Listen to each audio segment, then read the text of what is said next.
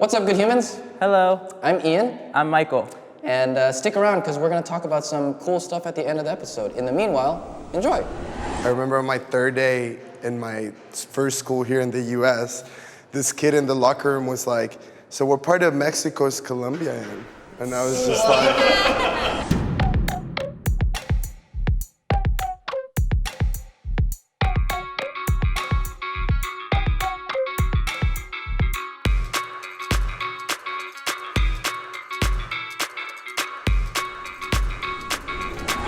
I celebrate Cinco de Mayo.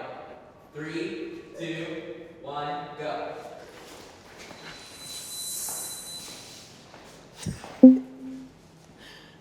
I used to work at bars and I would see like people who are not Mexican completely disrespecting such an important part of the history that I'm just like, I stay away from it.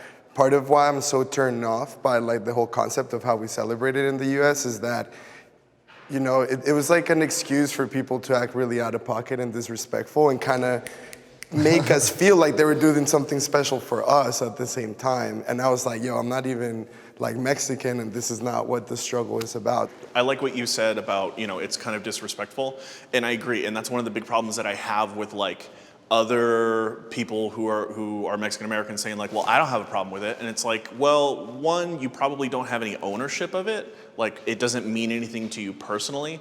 And two, they have this concept that like, well, if more people are exposed to it, then that means that they'll accept us. And it's like, nah, that's not how that works. It's a day for me to kind of think about my own experiences and how I can teach other people. Are they really accepting us? It's not really us. That's not who we are. Yeah, we don't all wear sombreros and have handlebar mustaches and eat tacos every day.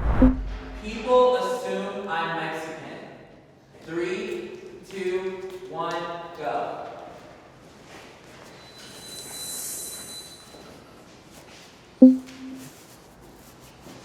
Usually people find out that I'm Hispanic or Mexican because of my name, but it's never because of my appearance, because I'm paler, I have blonde hair. People just assume that all Mexicans are dark and shorter and like have dark hair, but the reality is like Mexicans come in all sorts of colors, just like America.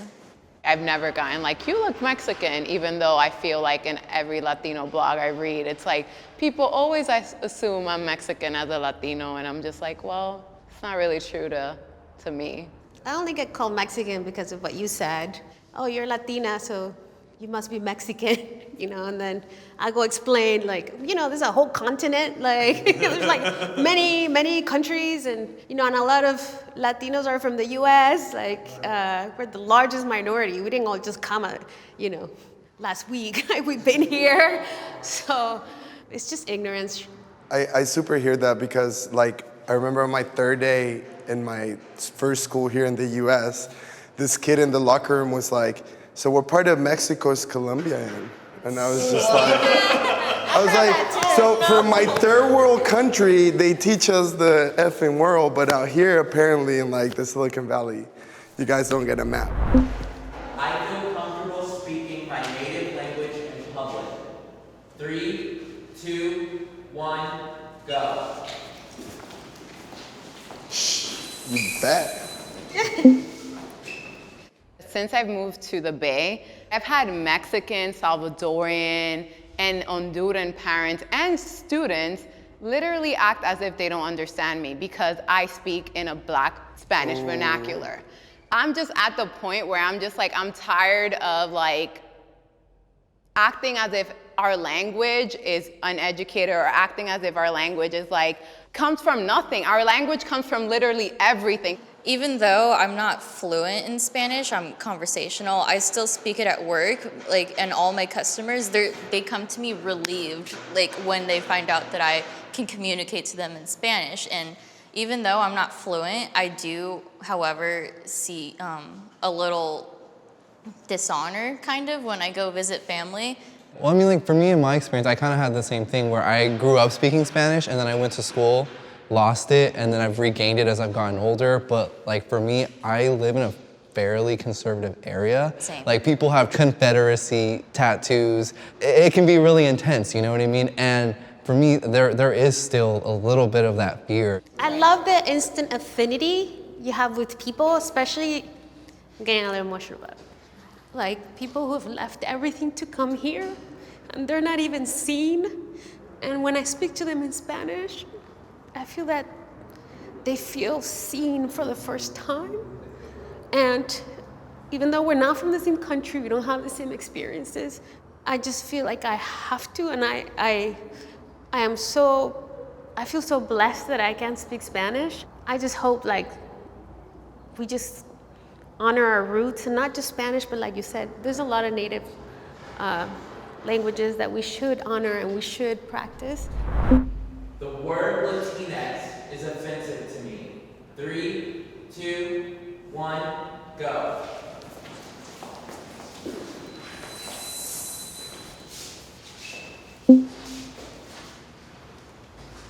I kind of like have a bigger problem with the word Hispanic. While I'm not in love with the word Latinx, like I really do love that it's inclusive of all genders. I'm waiting for the point where there will be another term because it just doesn't sit right.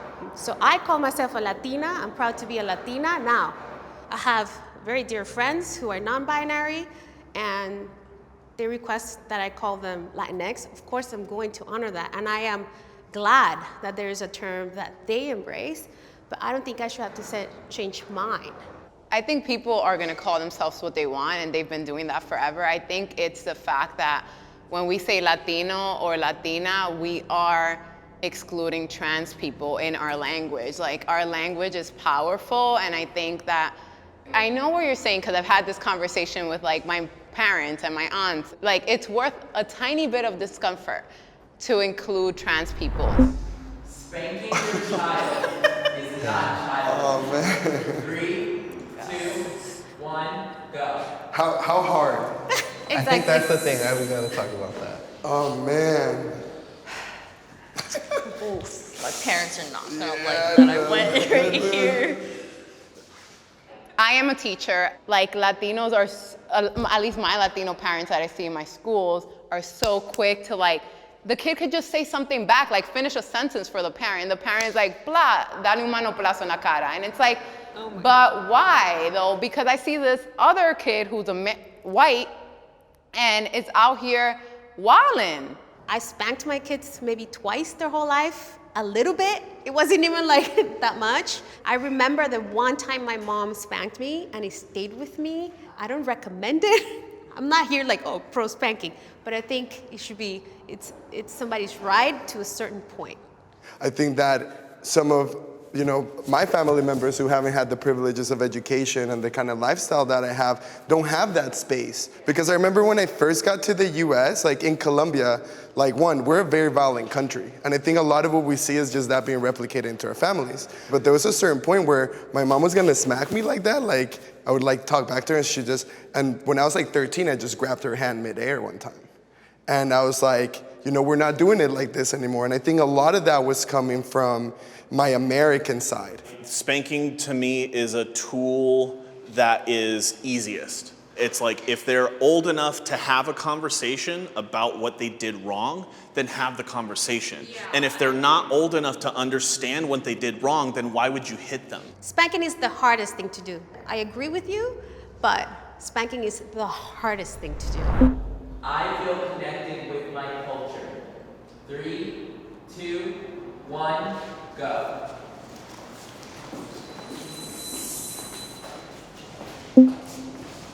You guys remember in the movie Selena when they're in the van and Abraham is talking to Selena? Yeah. And he's saying like, being Mexican American is hard. You have to be twice as Mexican for the Mexicans, twice as American for the Americans.